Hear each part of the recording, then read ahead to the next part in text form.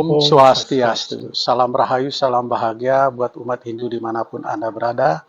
Semoga selalu sehat walafiat, rahayu, rahayu, rahayu.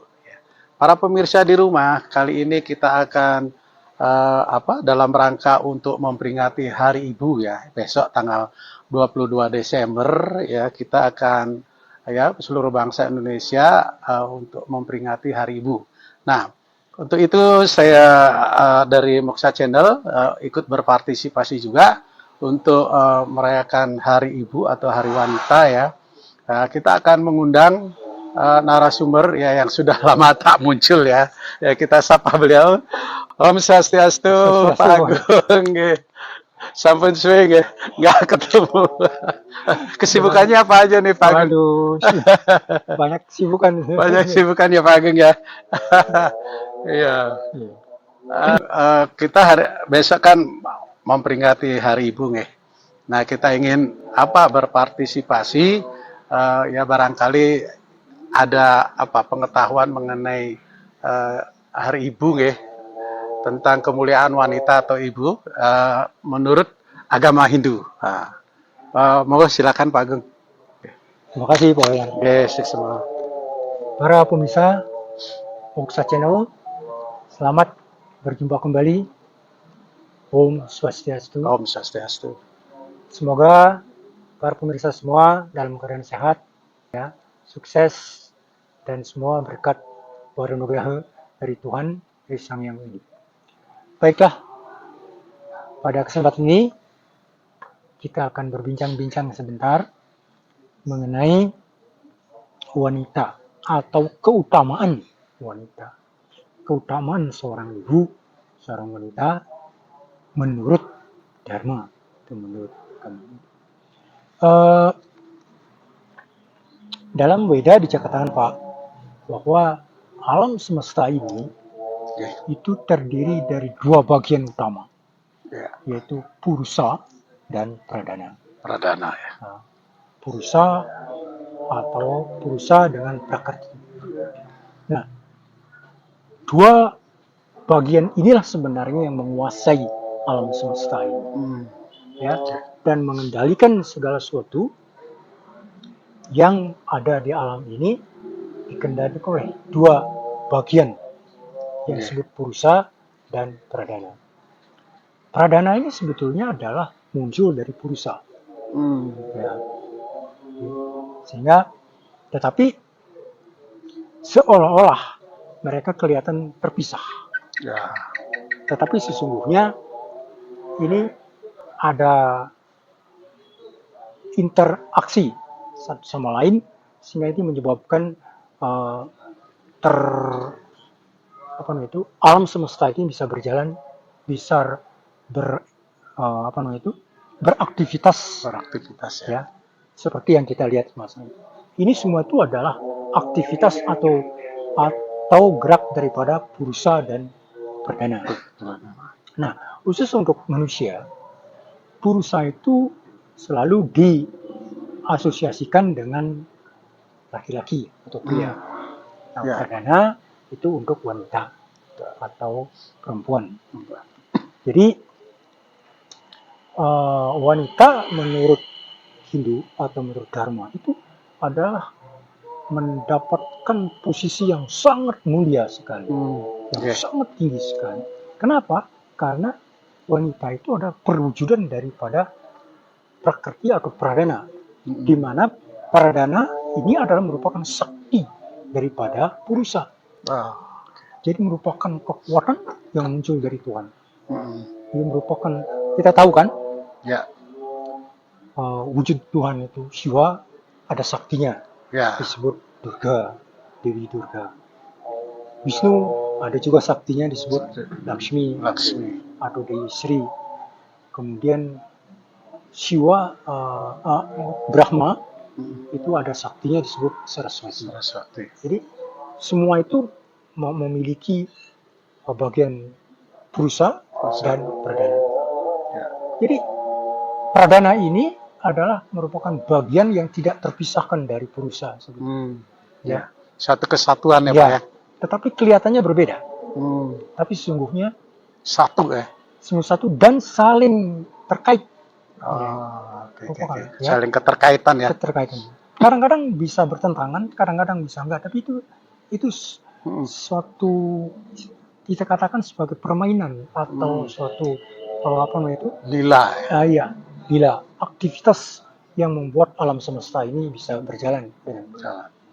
Nah, khusus untuk manusia, maka wanita, karena wanita atau ibu ini adalah perwujudan dari sakti, Ya. ya, maka mereka ini mendapatkan tempat yang sangat mulia. Ya. Nah, saya akan jelaskan di sini menurut Dharma bahwa wanita atau pradana atau ibu ini adalah bagian merupakan kesucian daripada yang muncul dari Tuhan. Ya. Jadi setiap orang, terutama kita, semua manusia itu lahir dari ibu. Ya. Lahir dari rahim wanita. Ya. Itu sudah tidak bisa dipungkiri. Ya. Maka itu dalam Hindu itu seseorang hendaknya menghormati wanita atau ibu, tidak merecehkan atau tidak merendahkan mereka, karena peran posisi wanita atau ibu ini sangat mulia. Ya. Karena tidak ada ibu, kita tidak ada. Tidak ada, ya. Bukan sekedar melahirkan saja, ya. Tetapi yang merawat kita dari kecil sampai besar, mendidik kita, mengajari dan sebagainya, itu adalah ibu. Wanita itu kerja. Ya. Sehingga kita sangat-sangat berhutang, sangat-sangat tergantung kepada wanita. Ya. Coba aja di rumah kalau nggak ada ibu, nggak ada wanita, wah repot. Laki-laki repot. Nggak ada makan, nggak ada apa-apa. Nggak bisa aktivitas bisa berhenti semua. Ya.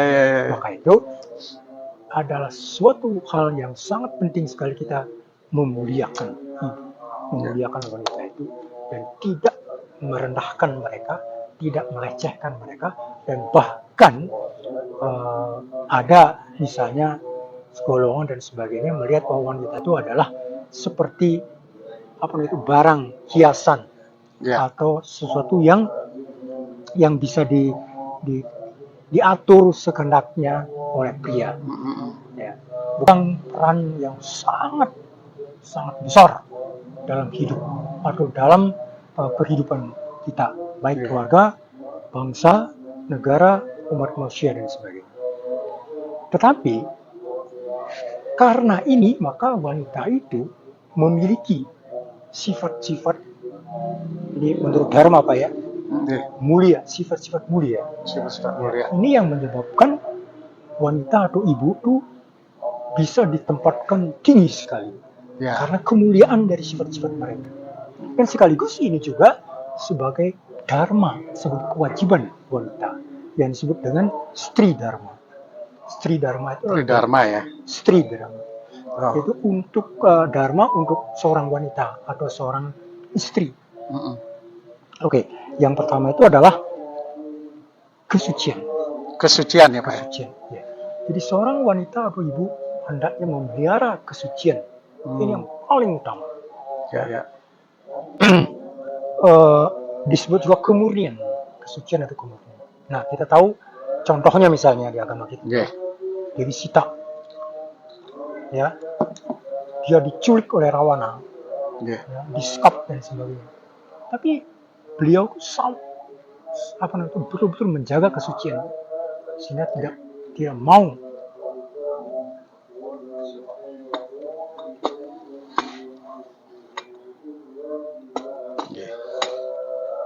mau dijamah, apalagi dijamah, didekati saja sama raksasa, dia nggak mau.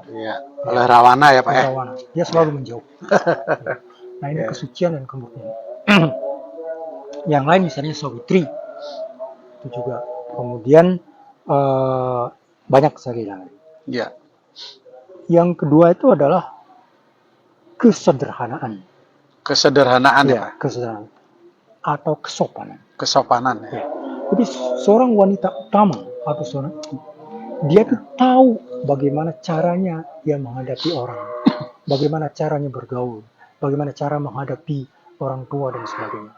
Tidak melewati batas. Nah, ini sifat ini sangat-sangat penting untuk wanita, sangat mulia. Ya. Rendah hati. Ya. Jadi kesetaraan ini meliputi rendah hati, tidak sombong. Ya. Kemudian juga kesucian pikiran dan perbuatan. Ya. Kemudian kelembutan. Nah, sifat wanita yang paling menonjol, yang salah satu yang menonjol dalam wanita adalah kelembutan. Ya. Itu dia membedakan dengan laki-laki. Ya. Ya. Kemudian wanita utama itu menjunjung tinggi nilai-nilai dharma, nilai-nilai agama, ya, nilai-nilai kesucian, nilai luhur. Dia menjunjung dan menghormati dan melaksanakan. Ya. Ya. Lalu sensitif itu bukan berarti bahwa dia gampang marah. Sensi gitu ya. Bukan. Ya. Sensitivitas itu berarti bahwa dia tuh kalau berada di mana tempat pada menghadapi siapa, Ya. nah, dia tuh sangat tahu betul. Ya. Misalnya seperti kita di Bali ya, sering ada upacara besar. Ya, di pura atau di mana. Seorang wanita tuh tahu betul dia menempatkan dirinya. Atau bertindak, berbuat ya sesuai dengan situasi kondisi pada saat itu, atau situasi dengan keluarganya dari mana, di mana dia harus duduk, di mana dia harus bagaimana caranya dia berbicara dan sebagainya. Itu sensitivitas seorang wanita utama ya.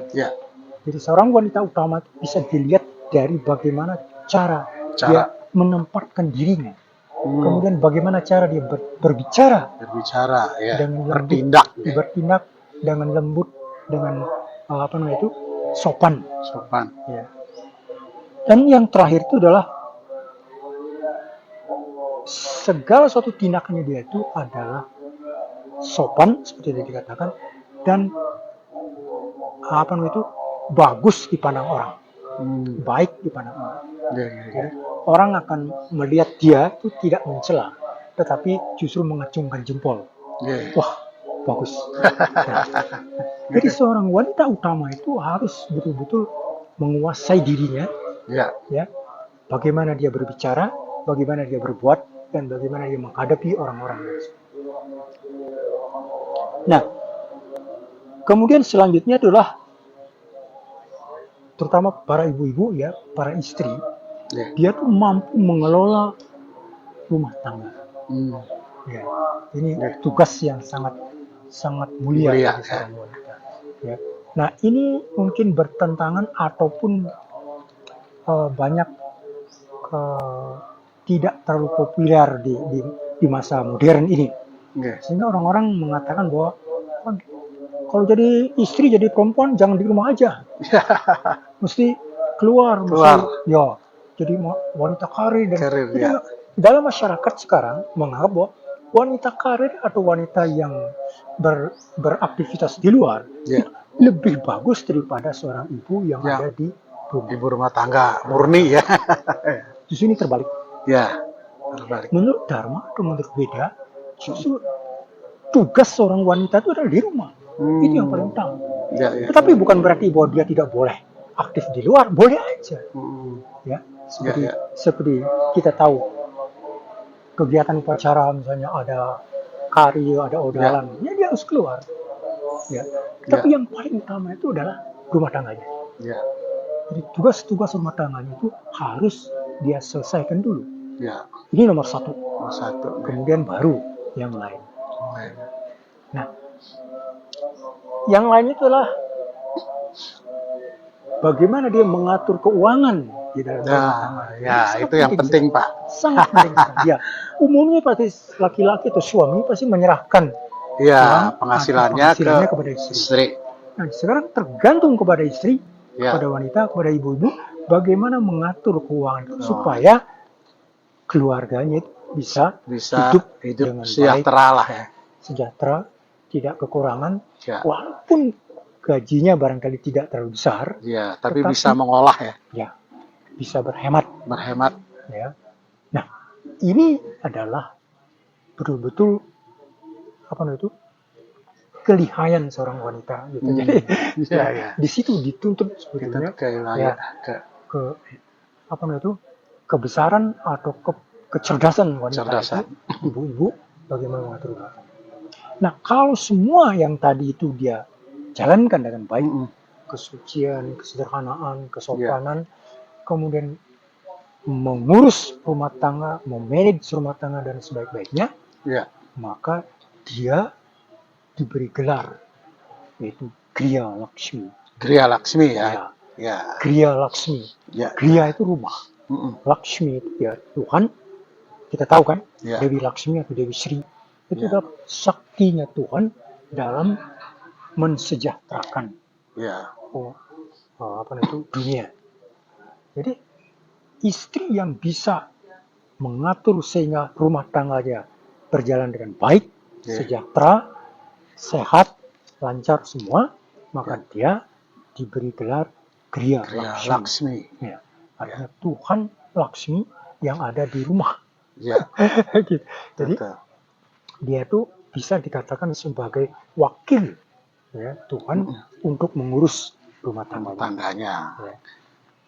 Nah, Pak Ageng, memang seperti tadi kan wanita ideal atau ibu rumah tangga yang ideal kan seperti yang Pak Agung tadi bilang ya.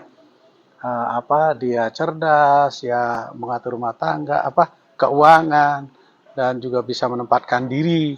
Nah, di sini sekarang ini kan ya kita flashback ke zaman saat ini ya, kekinian ini. Betul. Kan banyak wanita atau ibu istri yang menjadi penopang untuk ekonomi juga ya, bekerja di luaran. Nah, itu apakah bagaimana kiat-kiat untuk menyikapinya biar ini kan banyak nih ya. Kadang-kadang sebagai mentang-mentang istri ikut mencari penghasilan untuk tambahan suami. Nah, di sini dia sudah mulai merasa, wah, ini wanita karir dan lain sebagainya. Sehingga kadang-kadang suka meremehkan suaminya. Itu yang sering terjadi. Nah, ini bagaimana menyikapinya Pak Agung? Kembali seperti tadi saya katakan, ya, masing-masing itu punya dharma, kewajiban. Kewajiban. Dharma seorang istri atau stri dharma, dan dharma seorang suami atau purusa dharma. Ya. Nah, seperti yang Pak Wayan katakan tadi, mencari nafkah atau mencari uang, katakanlah apakah itu bekerja di mana saja untuk keperluan rumah tangga, itu tugas laki-laki, tugas purusa, bukan tugas istri.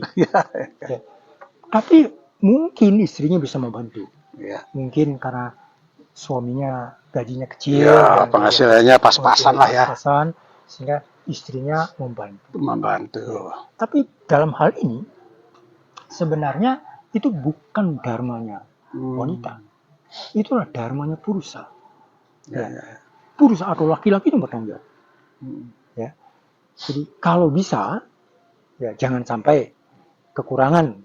Ya, kalau bisa, bagaimana caranya? Ya. Kemudian yang kedua, seperti Pak katakan, istri. Kalau yang wanita karir, merasa dirinya paling hebat. Ya, itu yang kenapa? Terjadi sering. Ya, karena penghasilan dia lebih besar daripada suaminya. Ya. Nah, ini menyalahi dharma sebenarnya. Jadi si wanita ini menyalahi dharma. Ya. Dia boleh saja mencari nafkah, tapi jangan sampai melampaui, atau mungkin dia mendapatkan uang besar, tapi jangan punya rasa sombong bahwa dia merasa saya yang menghidupi keluarga. Apalagi sampai dia menghina suaminya, merendahkan suaminya. Kamu gaji kamu kecil dan sebagainya dan sebagainya. Nah, itu tidak sesuai dengan dharma. Tidak sesuai dengan dharma. Maka mencari uang atau menafkahi keluarga itulah dharmanya purusa dharma itu. Jadi dharmanya laki-laki. Lalu mengurus keluarga, mengurus rumah tangga, melayani suami, anak-anak dan sebagainya, itu dharmanya perempuan, wanita, ibu-ibu. Begitu. Gitu, Pak. Jadi barangkali ya Pak ya. Ya kita sesuaikan di zaman sekarang ini kan memang ya seperti tadi apalagi hidup di kota besar ya. Belum bayar kontrakan, cicilan dan lain sebagainya. Nah, mereka ingin istrinya mencari Membantu. tambahan, gitu. Mencari membantu. Ya, membantu tambahan. Mungkin di sini ya seperti tadi Pak Agung bilang bahwa itu masing-masing punya swadharmanya ya. Saudara. Ya, mungkin di sini seorang ibu juga meskipun dia bisa membantu dari segi income untuk rumah tangga, hendaknya dia juga ingat, ya, dia mempunyai fungsi juga sebagai Griya Laksmi ya, Sebagai untuk mengurus rumah tangga ya. itu tugasnya yang utama. Tugas yang utama. Kewajiban utamanya di itu. Ya. Dharmanya dia di situ. Dharma. Ya. Nah, ini yang sering terjadi, Pak. Mereka karena sudah sibuk bekerja, sehingga semua diserahkan ke asisten rumah tangga. Ya, itu gimana, Pak? Untuk ininya, Pak. Ya, Kira-kira seperti pandangan tadi, Pak Agung. itu boleh saja. Maksudnya begini. Ya. Mungkin kalau keluarga besar ya, Ya. di rumahnya itu rumahnya besar ya, Ya. memang perlu pembantu. Hmm. Ya, tidak dilarang Pak. Tidak dilarang. Ya. Jadi mungkin kalau seorang diri mungkin dia nggak mampu Ya. untuk mengurus rumah yang besar, dia punya anak banyak ya, Ya. dan sebagainya, dia tidak mampu. Tetapi tetap dia yang tanggung jawab. Ya. Ya. Penanggung jawabnya ibu rumah tangga, wanita atau istri. Ya. Ya, dia yang penanggung jawab. Gitu. Nah, soal dia dibantu atau mencari pembantu, Ya. nggak masalah. Yang penting dia fungsinya nggak sampai ini ya Pak ya. Betul. Apa ya? Ya. Tidak melampaui. Atau tidak keluar dari dharma. Ya, tidak keluar dari dharma dia ya. Iya. Ya, betul. Oke. Sekarang selanjutnya Pak. Juga ini sifat mulia atau sekaligus merupakan dharmanya juga adalah wanita itu atau istri itu adalah penopang rumah tangga. Penopang. Ya, penopang rumah tangga. Ini mau disadari atau tidak, ini fakta. Ya, ini kebenaran bahwa sebetulnya kalau di keluarga seorang laki-laki, kalau istrinya tidak terlalu aktif atau tidak ada di rumah, ya, itu kurang lengkap rasanya. Kurang komplit ya. Ya.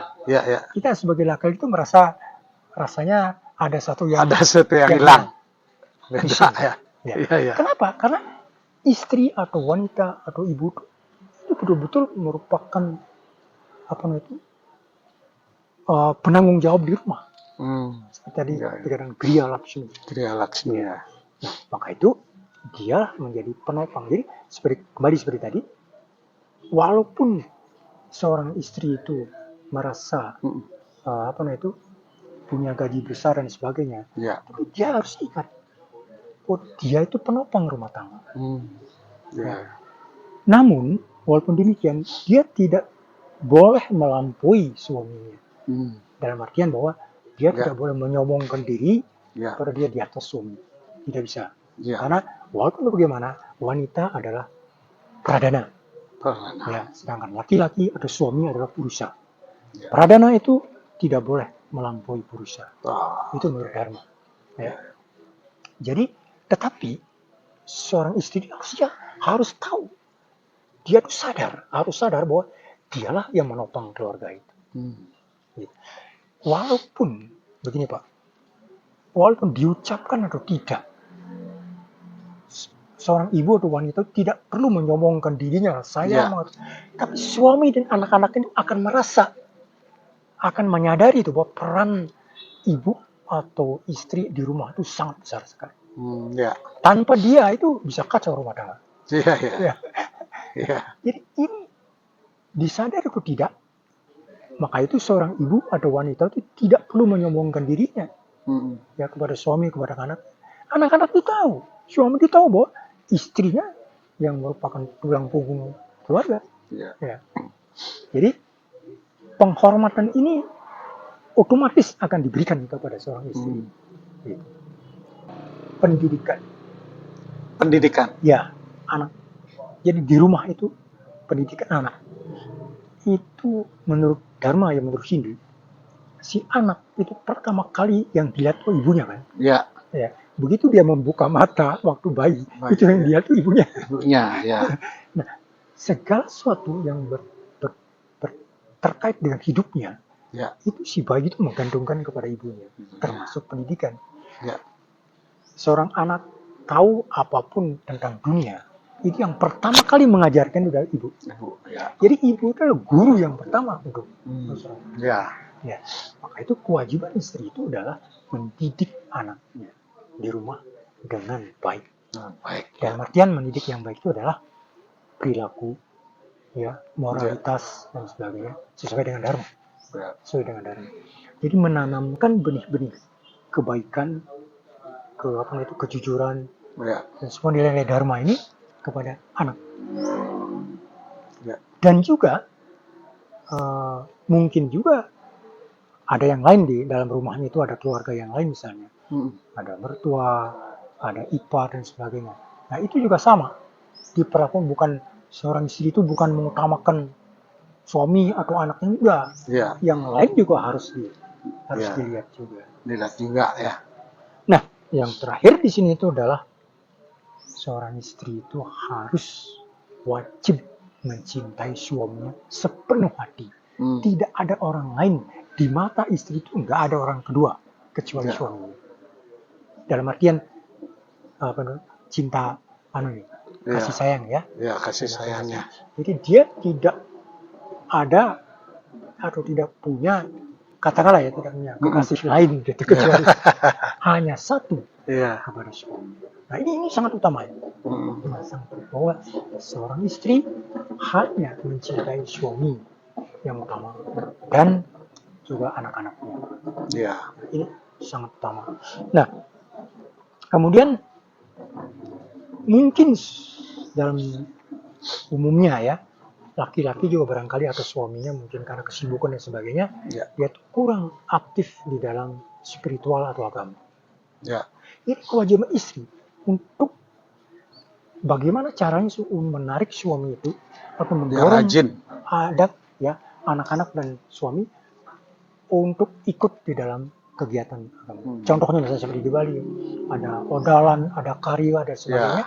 Nah, itu ada. Kalau memang suaminya, yang namanya juga laki-laki, kadang-kadang yang malas dan sebagainya, karena capek. Tapi istri itu kewajiban untuk mendorong suami.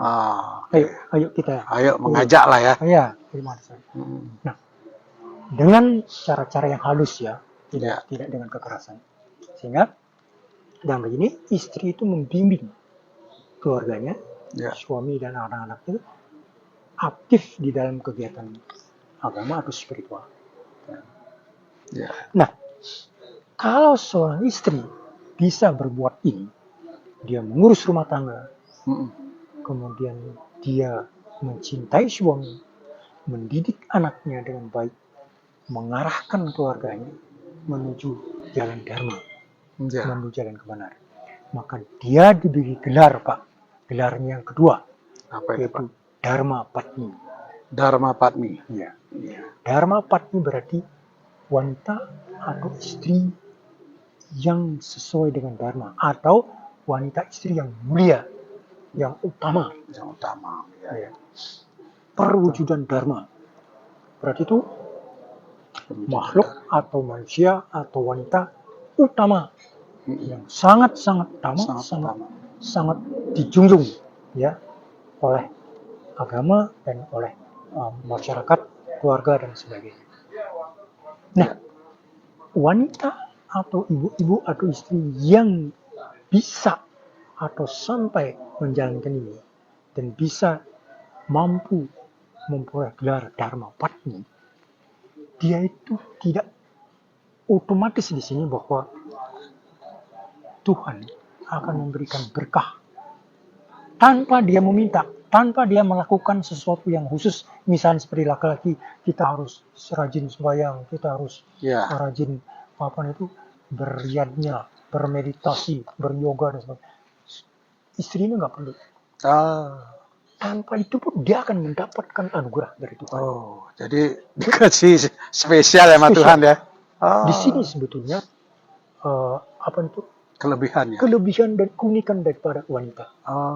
Seorang wanita utama, seorang istri utama yang bergelar Dharma Patni, itu anugerah Tuhan sudah dipastikan akan dia. Meskipun dia tidak melakukan sadhana, kegiatan-kegiatan sadana. yang khusus untuk itu. Ah, Ya, mungkin enggak. Dia hanya melayani keluarga, melaksanakan kewajibannya dia, ya, ya, yang seperti diutarakan tadi, ya, semua itu dia laksanakan dengan baik, ya. maka dia tidak perlu minta kepada Tuhan, tidak perlu. Itu anugerah akan otomatis turun dan melalui dia. Ya, ya, ya. Ini hebatnya, Pak. Hebat. Ya, betul, Seorang betul. Dharma Patni itu sastra mengatakan dia tuh otomatis akan mendapatkan anugerah Tuhan tanpa diminta. Ya, ya, ya. Dan anugerah itu akan mengalir ke dia, melalui dia, mungkin juga akan kepada suaminya, mengalir kepada anak-anaknya dan sebagainya. Dan saya kira demikian, Pak Woy. Nggih. Ya. Ya, tiang rasa cukup panjang lebar nggih. Kita terima kasih banyak niki atas ilmunya niki yang sangat bermanfaat untuk para pemirsa nggih. Terima kasih banyak atas ilmunya nggih. Semoga bermanfaat ya kita para Mas Santi ya para Mas Santi. Om Santi Santi Santi. Oh.